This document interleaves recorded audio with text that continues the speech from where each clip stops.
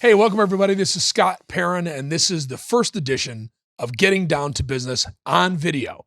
As some of you may know, I've had a Spotify channel, and I've been doing a live broadcast each week for Fiorini Broadcasting down in Englewood, and I've been putting these shows on Spotify for those to enjoy.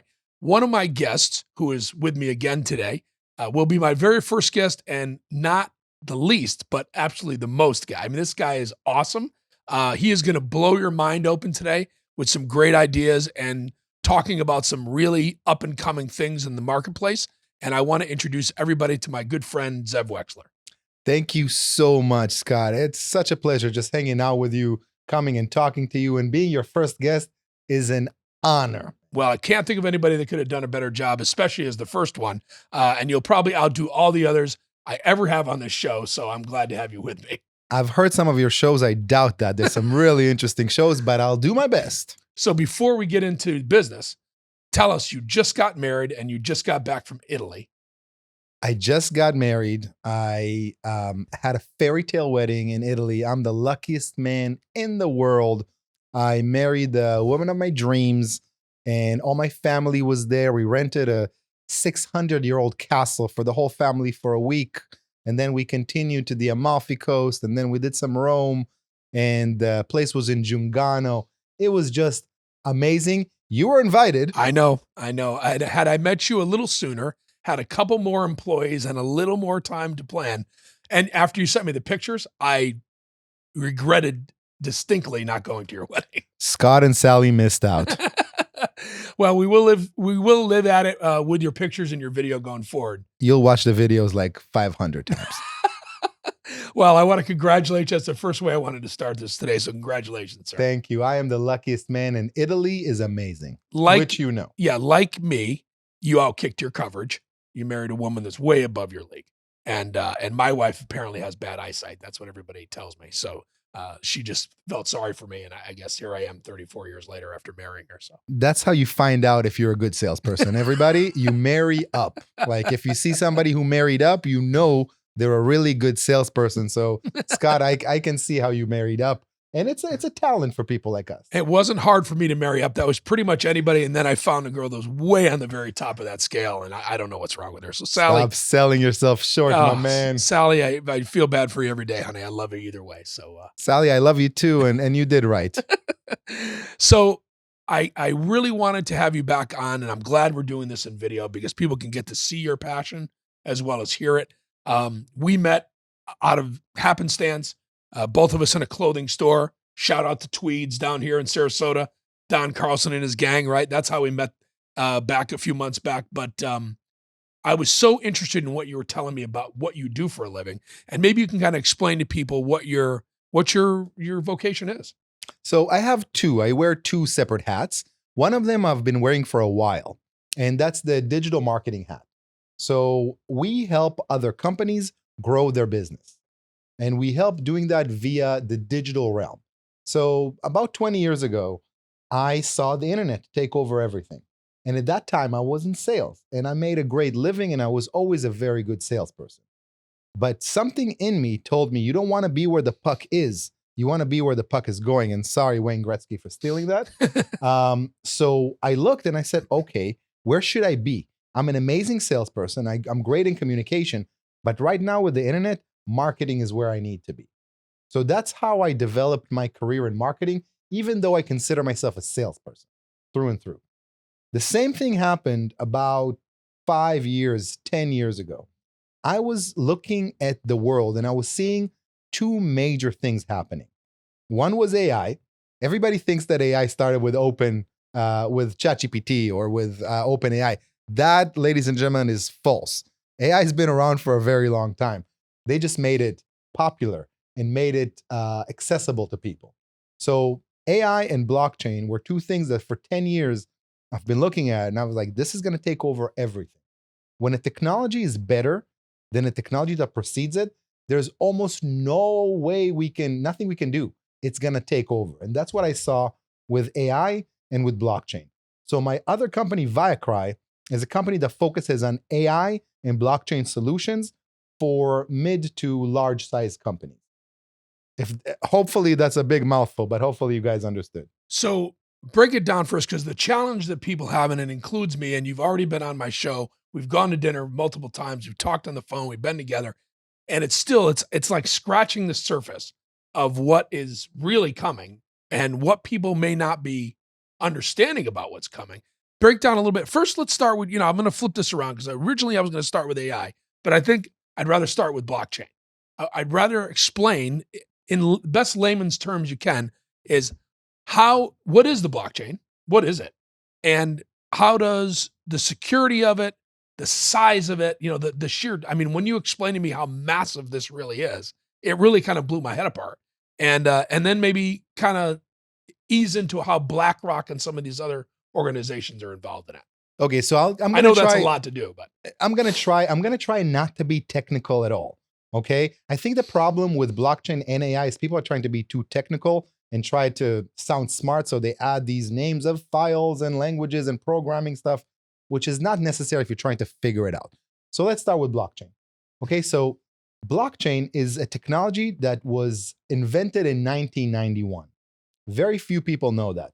The reason it was invented is a bunch of professors that knew cryptology, okay, were tired of the fact that their students that know how to hack and understand computer science can go into their systems and change things, okay? Change the date they put works, change grades, change whatever it is. You all heard about hacking, right? You all heard about something being hacked, your information being sold. So that's what they wanted to solve, okay? And they solved it by inventing this thing called blockchain, okay? Which basically, blockchain is, imagine blocks and chain, okay? So a block is where the data is living, and then a chain connects between the blocks.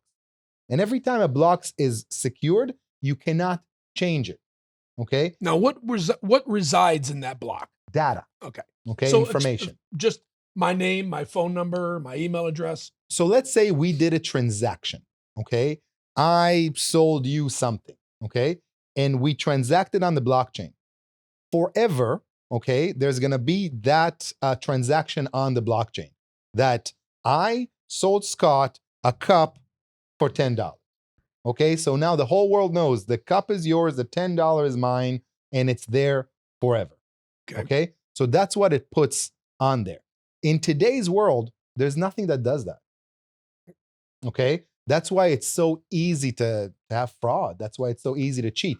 The difference is between centralized systems, which are controlled. Your bank has a centralized system. You don't know everything the bank is doing. The bank doesn't open all their transaction to you. You can see what's going on in your account, but you can't see what's going on in the whole system. Globally, right? They control their centralized system. A blockchain, in spirit, is a decentralized system.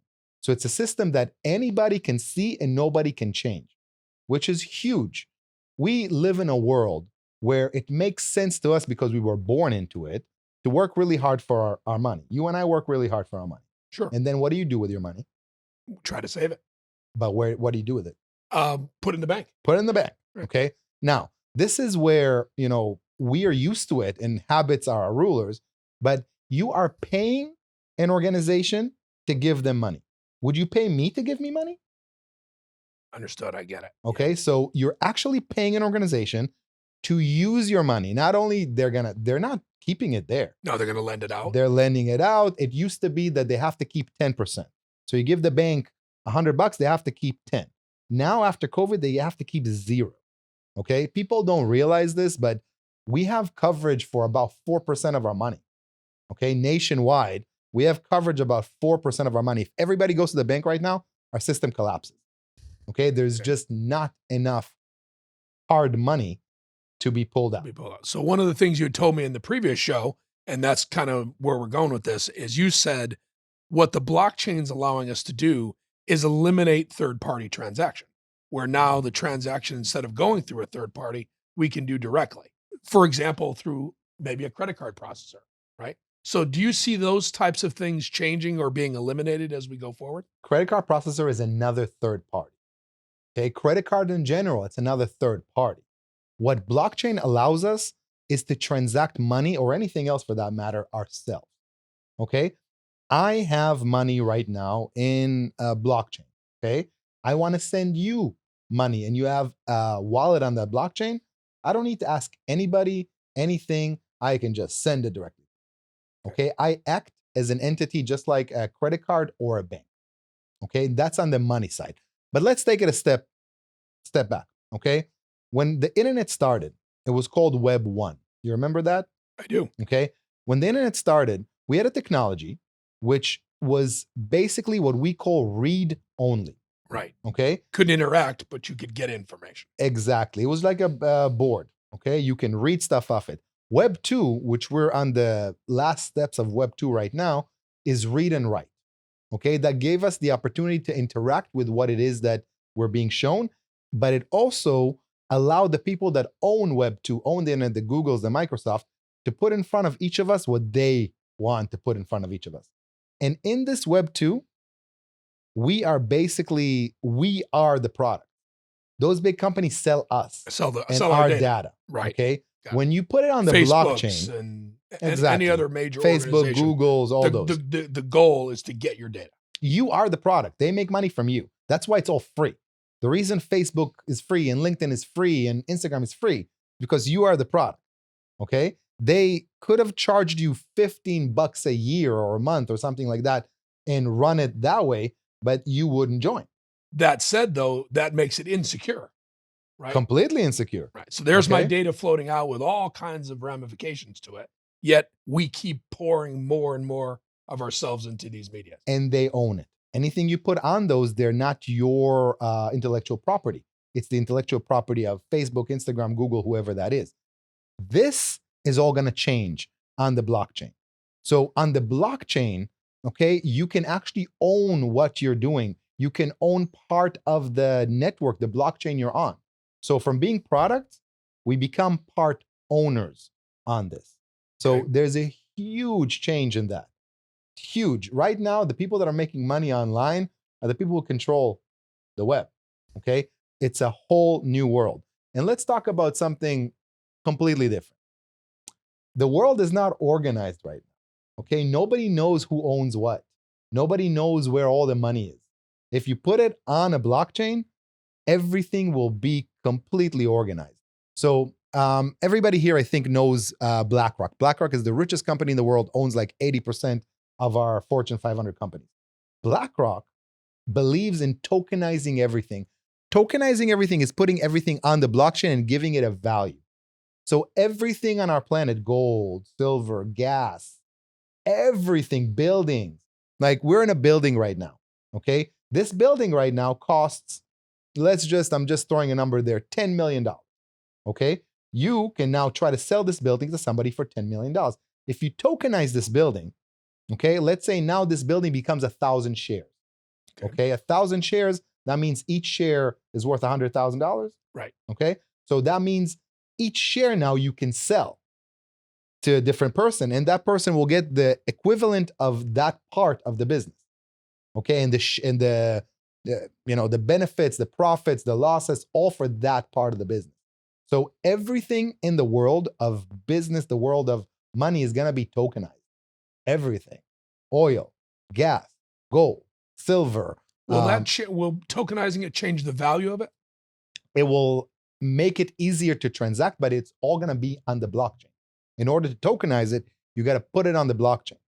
Because one of the things, after Nixon took us off the gold standard, right, the credit, if you will, became a credit society instead of one backed by gold. And you've got a lot of folks that they put their money into gold. And to your point, you have a $10,000 per share, 1,000 shares for $10 million, right, for a building. Will it change the value of this building if it's supply and demand? Now more people can have access to it. Before, not a lot of people can even look at a building. It was all. Will they be able to buy a portion of it? That's the whole point. I see. Okay. That's the, so it allows the average person to develop assets. It can allow the average person to develop assets much easier than it was before. Absolutely. Yeah, it's one of the conversations I have with my son quite a bit. As you know, he's in his own business. We've been talking a lot. And over the last year, he's building his business and it has me involved with his tax conversations, having a contract between his vendors or between his suppliers and so on. And one of the things I always say to him, Zachary, I said, and correct me if I'm wrong, but you see this mass, especially lately. I mean, anytime I go on to YouTube or any other social media campaign, I see BAM Capital, or I see one of these major companies that is buying up or creating housing, whether it be condominiums, single family, or apartments, advertising like crazy. And it is my belief, whether if I'm correct or not, that their goal is to make sure you have to continue to rent or lease from them, not to own anything. So the more they can keep you from being a holder of assets and instead a borrower, leaser, or renter of one, the more they can keep that classification of people from becoming owners. Because ownership gives you money and a little bit of power, right? Or a little bit of confidence, and then you go on and on. Yes, some people come from the ground up and they become multimillionaires in real estate and other things, but it is much more difficult these days, and especially when I look at my children, what they're earning, what cost of real estate is, even to lease it or to rent it, it keeps them at the edge of that 33% of their income kind of thing, which is why all these companies require you to earn 3 times your rent on paper for them to rent to you.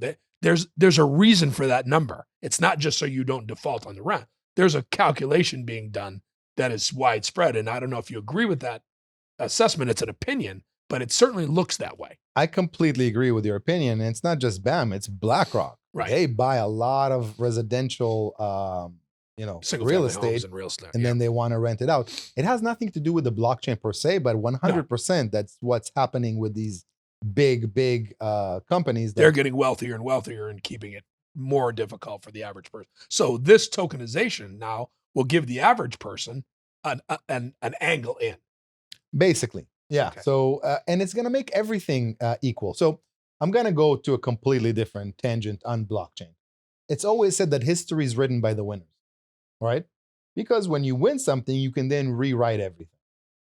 That's not going to be possible with the blockchain because things are transparent and cannot be changed.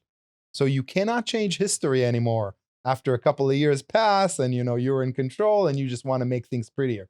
This is actually going to help us keep honesty within everything that we're doing. And winners cannot change everything, which happened throughout our entire history. And winners coming in and erasing cultures, erasing whole, it cannot happen because right now with blockchain, when it's on, it's on. It cannot be removed.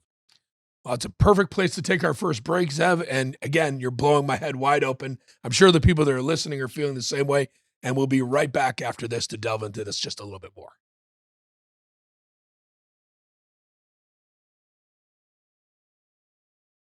Hey, everybody, welcome back. We're with Zeev Wexler here from Wexler Marketing and also from Viacry. He's doing an amazing job blowing the tops of our heads off, talking about artificial intelligence, the blockchain, AI, and just AI, artificial intelligence and AI. It's the same thing, right? And BlackRock and some other things. Zev, one of the things you had told me in our first meeting was how secure the blockchain is. And you had said something funny to me as if you tried to hack the system, you'd be cast into some void of something. Like, it was so funny you said this. You have to tell me how secure this really is. So the conversation we had was about the Bitcoin. Right. Bitcoin is a blockchain. It's it's the first and granddaddy blockchain. So we talked about how powerful Bitcoin is. So to who of you that don't know this, Bitcoin is the strongest computer system in the world by far. Okay, so it's a computer system. Everything is a computer cryptocurrency, system. Again, something that people I don't think really understand what it is. Explain it. It's a computer system that everything today, every data system is a computer system. So blockchain, of course, is a computer-based system that just has better technology that can secure and lock data in place without anybody be able to change it. And that's what drives its value. Basically. Okay. So it's just a better technology. It's way better than the internet that we use today or the computing that we use today. And whenever there's a better technology, it will just surface up. There's something that's called the Metcalfe law of growing networks. Big mouthful. What this measures is how networks grow. Okay. And what it says, it's really interesting. The same time that a network takes to grow from 0 to 10 is the same time that network will grow from 10 to 90. Okay. So right now we're right at that spot. So kind of critical mass. Yes. So Bitcoin has grown to that level And right now, it's such a strong computing system that we talked about that if the government of China or the government of the United States want to try to hack Bitcoin, they will spend billions, okay, to get a hack for half a second and then be forked off to what you're saying. And the to void, okay? void in the black hole. Yeah. So it's basically, it's way easier to hack the US government than it is to hack Bitcoin. It's way easier to hack the Chinese government than it is to hack Bitcoin.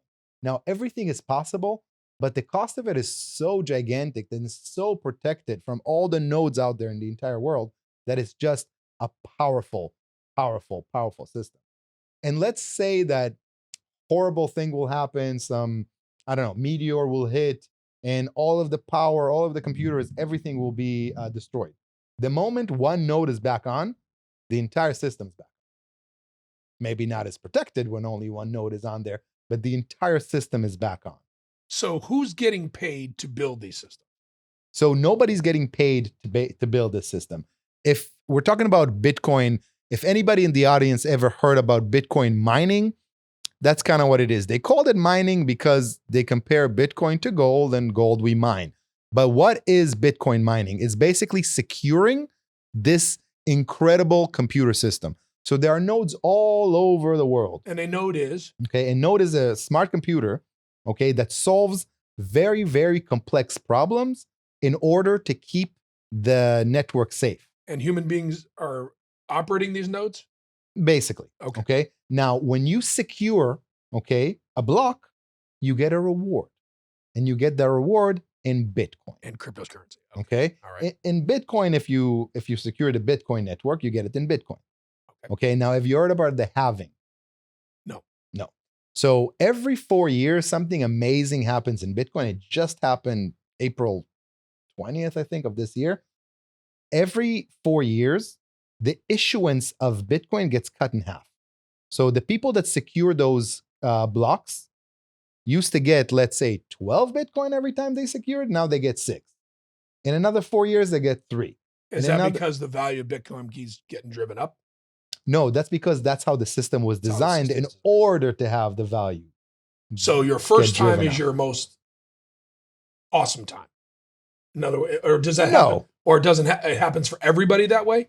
In other words, so let's say my first time was 12 Bitcoin, me or my system. Is that everybody getting 12? Or it's just... Yes. So all the system works the same for everybody. It's a fair system that works the same for everybody. Okay. Now, so nobody has the upper hand by nobody coming in has early or late. No. Okay. Okay. Now, when people came early, okay, Bitcoin was nothing. So if you bought a bunch of Bitcoin for nothing, yeah, now you're rich and you're happy. Okay. But their rewards were also nothing because it was worth nothing. Okay. So it doesn't matter when you come in. Really in the beginning. Yeah. You got to secure this to get some kind of a reward. Now there are whole companies that are just mining. Okay. Just having this big computer sit down and just protect the Bitcoin system to get more Bitcoin. Okay. So the halving just happened a few months ago. Usually it means that around September, Bitcoin is going to jump a whole lot and continues jump up until middle of 2025. Okay. So it's a cycle that happens each time. So right now, the people who are securing Bitcoin, the miners, are getting half as much as they got a few months ago. Now, what causes folks to get into trouble?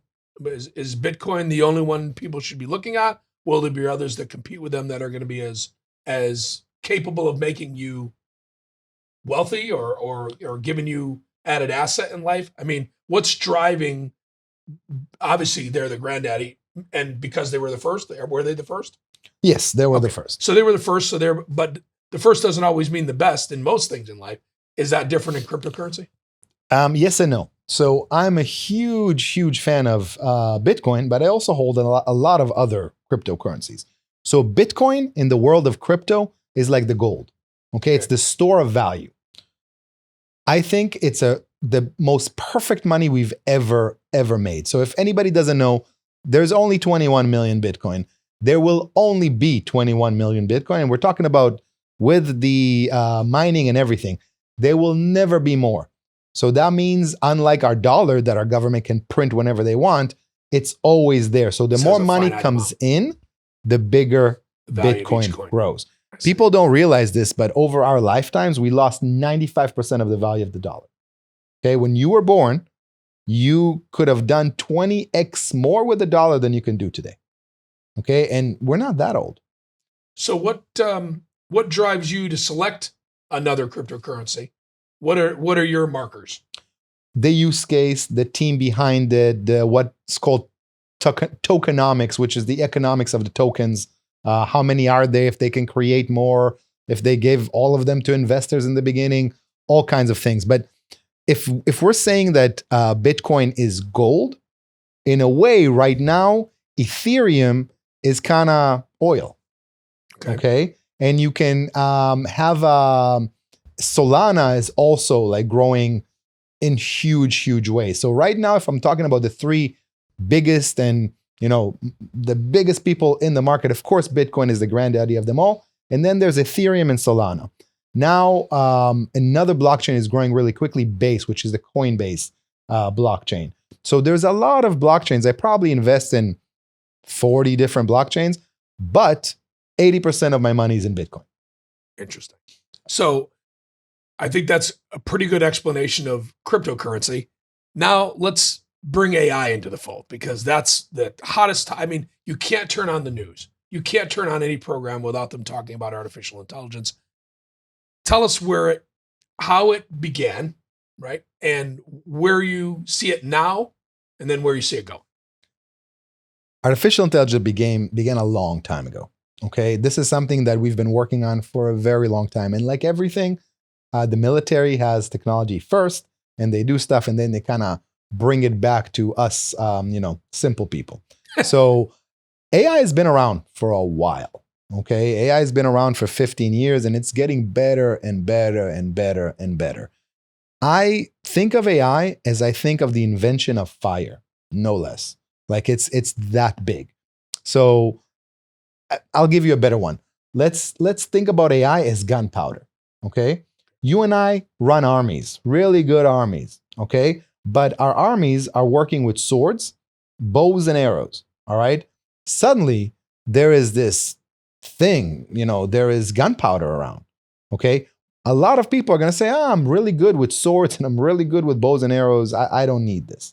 But what's going to happen when they face an army that has guns?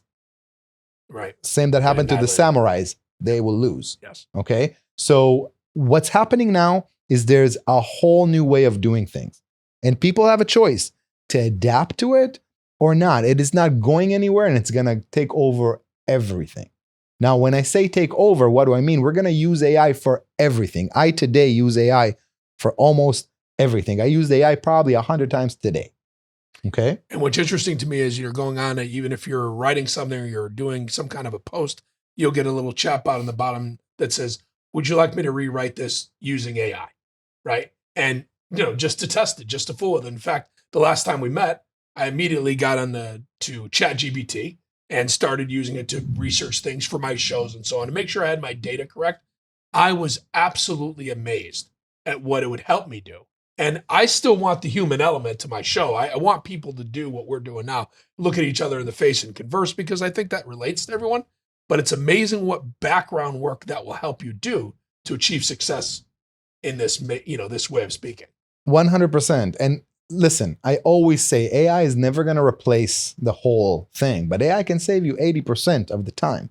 AI can be a process in anything. AI is better than humans in repeatable things. AI is better than humans in things that you have exact rules of how to do.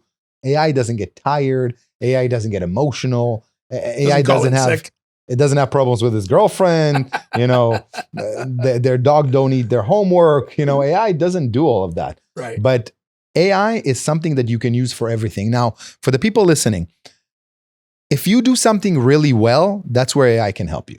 What do I mean by that? If you have a process down, which I know you have a bunch of those down. If you have a process down, that's where AI can 10x, 100x what you're doing. If you don't know how to do something, AI is not going to help you. Okay? It's just going to complicate you. It's going to bring you into some rabbit holes. It's not going to work. But if you really know what it is that you're doing, AI has a big part of it. To turbocharge it. 100%. So I use AI. For instance, I know how to sell. Okay? And I have salespeople too. I still use AI to sell. So I'll tell you a use case that I use for one of my AI sales agents. So I have a LinkedIn show every week, and I want to get really big LinkedIn people onto that show. So I recorded myself. The AI now knows how to use my voice. So the AI goes after people on my LinkedIn that are very big CEOs. He sends them a email, and then there's a voicemail comes from me saying, "Hey Scott, just wanted to give you a personal voicemail." You're not recording that though. No, it's voice. AI. Yeah. I'm not going to call 2,000 people a day. I understand. I don't have time for that. I don't have time to call 10 people a day. So that voice drop says, "Hey, Scott, this is Zeev. Just wanted to personally drop you a voicemail. Look at your email. I invited you to be a guest on my show. I think you'll be amazing. Check it out. Let's make it happen." Okay? So that's how I use my sales agent. But my guys use it to sell all of their products. So let's say you sell floors, okay? And let's say that something happened in the floor business or something, that you want to share, and you have 1,000 vendors. Why don't you press a button and each of those vendors will say, "Hey, Johnny," with their name, not with like some generic, "Hey, Johnny, this is Scott," or however you call yourself when you talk to them. I wanted to call you myself and tell you this, and this. Unbelievable. Okay?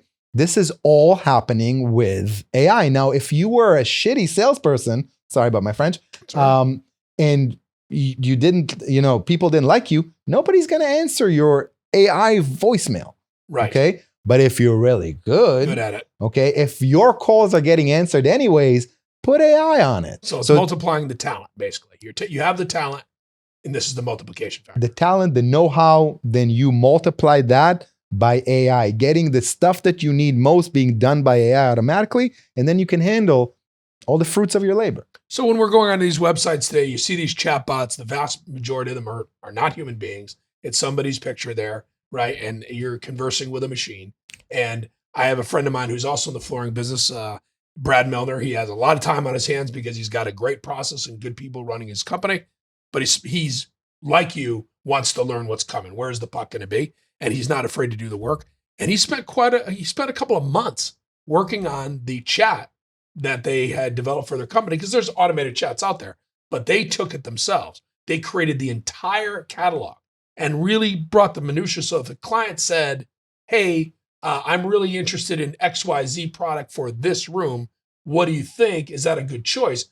The bot has the answer for that. So that's not AI. Their answer. So that's not AI. Okay. That's a copy-paste feature, which is great and awesome. So that's building basically like a construct of the client says this, the AI the bot says this. The client says this, the AI will say this.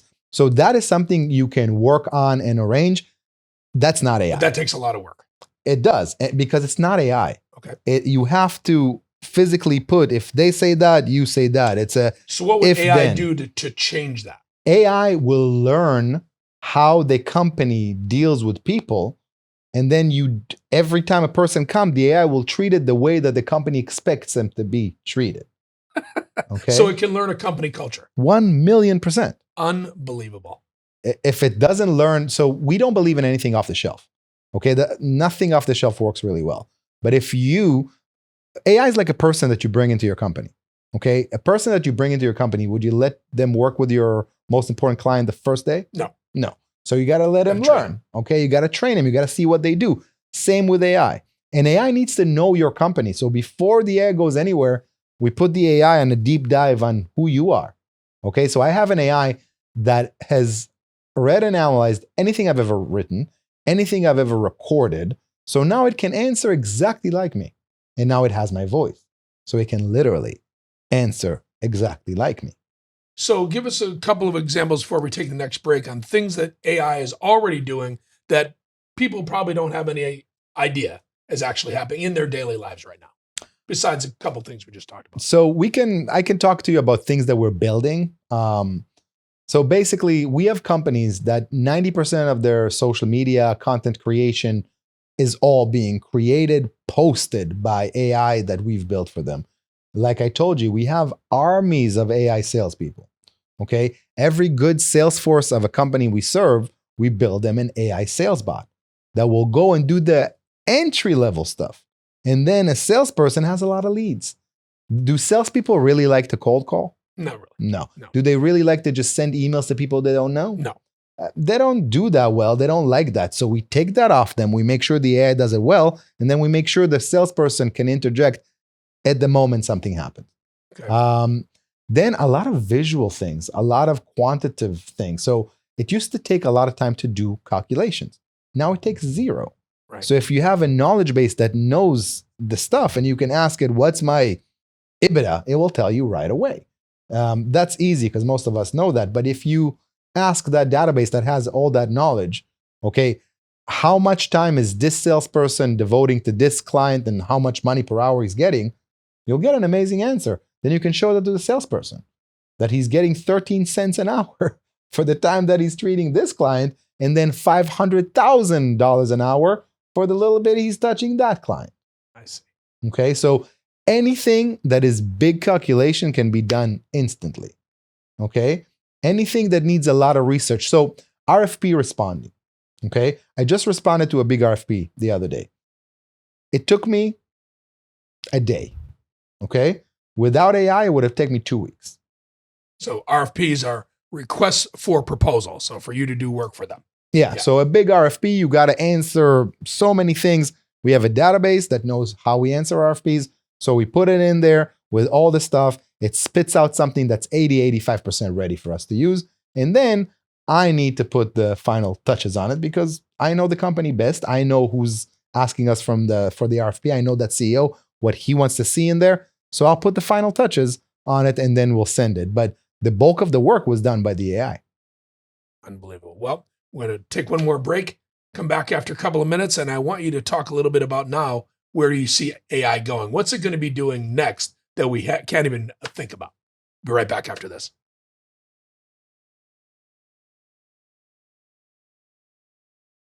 All right, everybody, welcome back. We're with Zeev Wexler from Wexler Marketing and Viacry, and he is absolutely exploding our minds today with discussions on blockchain, AI, and cryptocurrency. And when we left during the break, I said, now what I'd really like to talk about with you, Zeev, is where do you think AI is going? What are the possibilities? I'm sure there's things we can't think about yet because we have no idea what's going to happen in the future. But where do you see it right now? Because to our producer's point, people are fearful of it at this point. And do they need to be afraid? And where do you see it going?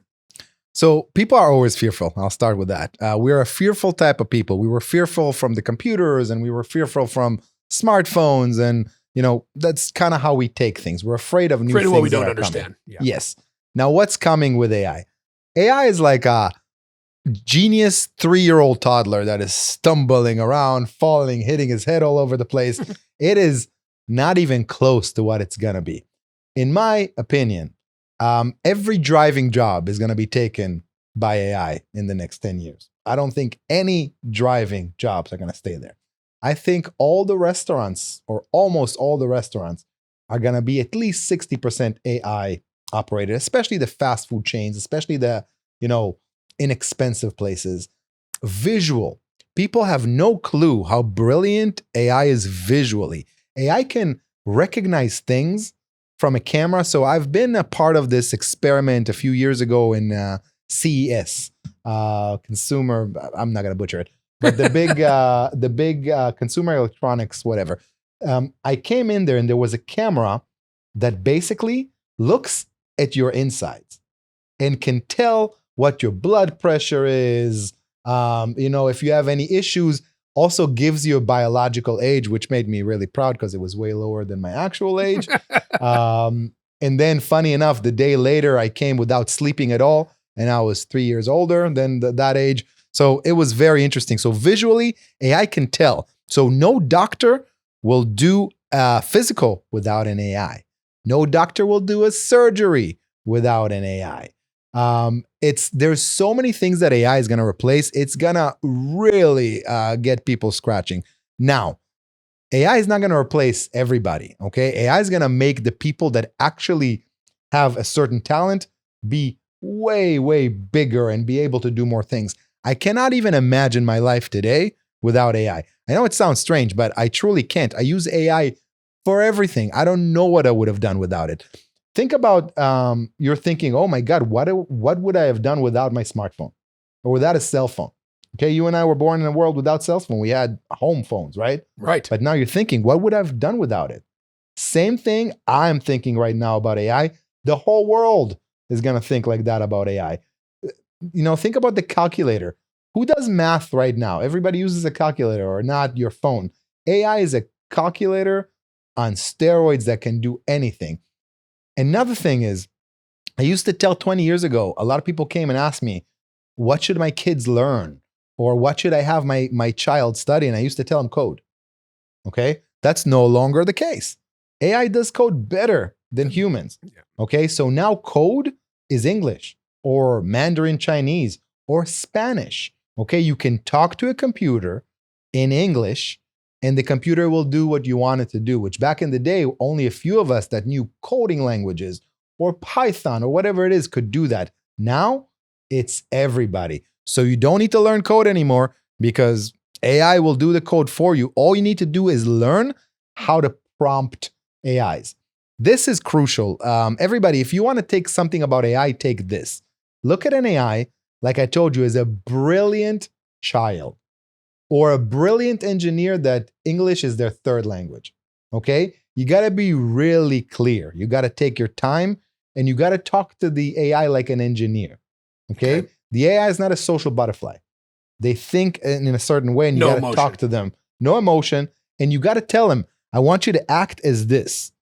I want you to act as a flooring expert. Okay? Then I want you to do a certain thing. And that's what victory is to me. This is what I want you to do. And who is this for? Okay? Who are you trying to... all these parameters. But you have to be specific. You must be as specific as possible. The better information you give to an AI, the better you can take. But if you guys have businesses and you have proprietary information in your businesses, the worst thing you can do is just put it into an open AI like ChatGPT. Because what happens there is that AI will own your thoughts, basically. Now they're no longer your intellectual property, it's theirs. So that's something people need to be really, really careful of. Play with an AI, see what it can do, but don't put your proprietary knowledge and information into it because at that point, it's not your proprietary information anymore. And that's a great conversation. When my son was starting his golf business, he'd gotten intertwined with a couple of guys. And as most young people, they're trusting of others, especially those who promise them something. And I kept telling them, be guarded. Be guarded about what you... Because my son, like you and I, is a sales guy. He's really good with people. He understands what they want. He understands how to show them a product, tell them the features, advantages, and benefits. He has no problem sharing his knowledge with them and making them feel comfortable that he's dedicated to what he's doing. But he was a little too trusting with one of these guys, and he basically taught this guy the business that my son had built up with this online. And what did the guy do? He turned around and started his own platform doing the same thing against my son. Now, fortunately, my son's way better at it than this guy was. And not because he's my son, he is. But this guy took a little piece from him and basically just spent a few weeks with him, watched what this guy did every day. Zachary told him a few things that he shouldn't have told him. And the next thing you know, this guy's competing against him. And I said, Zachary, in a business, your intellectual property, your proprietary information is so important to you to give it away free and freely, which is what you just shared there. Don't put it in a place that it could become now your enemy. Right. Actually, you gave your enemy all the data they needed to come around and fight you. Absolutely. And so that's what happened there. And I give this advice, build a secured knowledge base and only then have an AI look at it, because if not, you're just giving all your special sauce away. And for people out there that use ChatGPT, never take the first response. Same to you, Scott. Like the first response is usually garbage. And then the first response is the same for everybody. So if you're sending it as homework or you're sending it as a freelancer or you're sending it as part of your work, everybody can see that. And if you upload that into ChatGPT, ChatGPT will tell me that, yeah, this is what you prompted and this is what ChatGPT gave. So always massage it. Put time in it. Okay, learn. Have some time every day. Scott, you as well. Have some time every day to learn AI. There are many things you can do with your business to grow your business, maintain your business, grow your revenue, save you time. Many things you can do with AI. Do you have some favorites? aside from ChatGPT? It depends for what. Each of them does things differently. I think as a whole, ChatGPT gives you the most, okay? Because it's not great at anything, but it's pretty good at everything. And it gives you kind of the best things. I really love the GPTs in ChatGPT. To who of you who don't know, GPTs are basically, ChatGPT allows you to program your own GPT, to give it a voice, to give it like a mini knowledge base. It's not what I was recommending, but it's something Sort that of a I love to personality? use. Gives it a personality, sort of. So you can create a GPT to do whatever it is that you want to do. So let's say there's certain activity that you do. Let's take this for instance. Okay, let's say that you need to create a script for this podcast every week, whatever it is. Okay, you can create a GPT. You can put Does in GPT stand for something? Yes, but now I don't remember what it stands for. So Just, now you know. but it definitely stands for Just something. trying to test it. Yeah. Like I need to test you. but it definitely stands for something. So basically, that GPT, you can put in all of your past guests. You can put in the transcripts of all of the stuff that you put in. You can put in what the goal, what better programs you had, what people like to hear, and then you can have it do it for you. Okay. For instance, I do a lot of videos. Okay. So I have a GPT that basically gives me video ideas. That GPT knows every video I've ever made. Okay. That GPT knows my businesses. That GPT also knows the trends of social media that my team uploads to it. So then I basically have conversations on what is the next thing I need to record? What's the next video that's going to fit with what we're doing? And kind of put a link, keep building blocks. It just it grows on itself. It's a conversation. This worked really well. What about this? So the last time, something worked really well on TikTok, and the GPT told me you should do like at least 3 more similar videos like that on TikTok with the topic of mindset, because that seems to work really well. Okay, but that's because it went through all the numbers, all the stuff, and gave me the suggestion.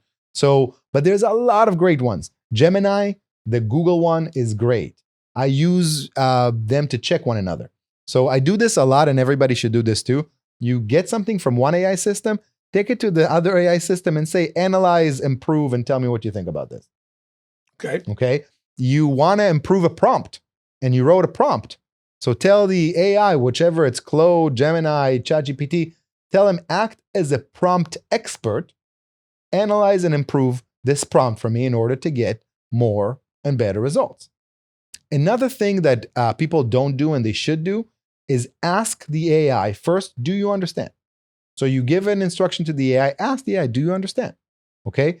And then ask the AI to give you questions that will enhance the results of the AI. That if you answer it correctly, will enhance the results of the AI.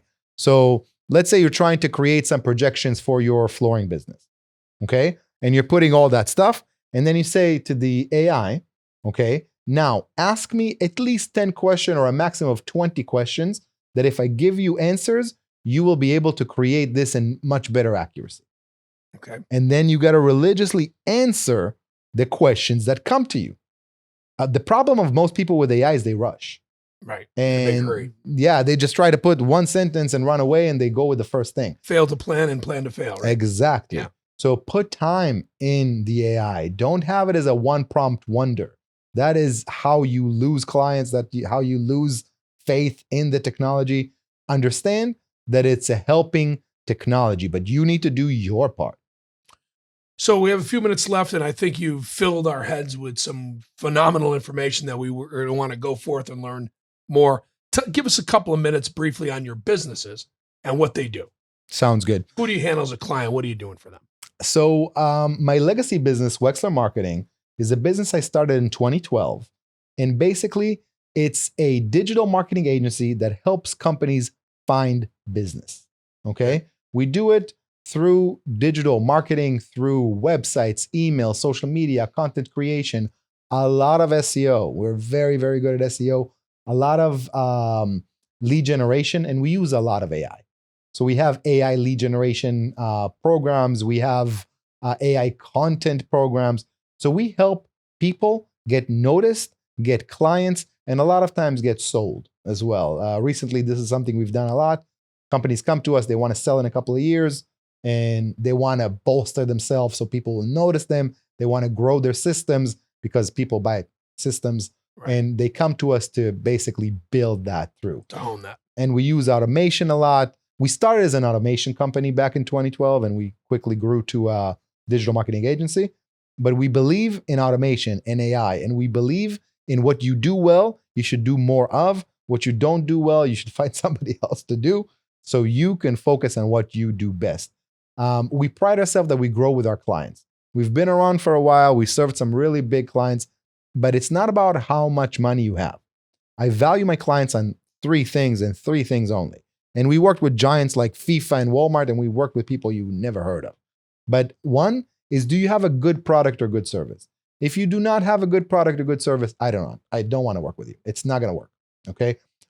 It's not a good alignment. The second thing is, do you really want to grow? And you and I think that everybody really wants to grow, but that's not the case. Okay. Some people want to maintain, some people want to slow grow. We grow. Okay. So if you want to work with us, that means you want to grow. And the third thing is, you understand that what you did up till now got you to where you are right now. If you want to get somewhere else, you got to do different methods. And a lot of times growth is painful and uncomfortable. So get ready for some pain and uncomfort. It's not like you're going to pay me $2,000 a month and I'm going to give you $200,000 back. If that was the case, the whole world will work with me. Okay. So there is a path and a process. So that's Wexler Marketing, websites, SEO, digital media. We do a lot on LinkedIn, a lot with AI, and it's all about growing your business. Now you have a new company, Viacry. Now, Viacry is a company we started about 2.5 years ago, and that's where a lot of my passion and excitement is going. So Viacry is our AI blockchain development company. We go into companies and we basically do an audit on how AI can save them money, create a lot more money for them. Same with blockchain, same with something together that we connect between blockchain and AI, which is immersive experiences. So we build immersive experience. We just finished a meeting where we talked to some of the biggest companies in the world, you know the name, and we talked about building them an immersive experience of how to sell how to train their salespeople. Okay, that's amazing. Based on an amazing game, it was like a $1.5 million product to build, but that's the type of stuff we want to do.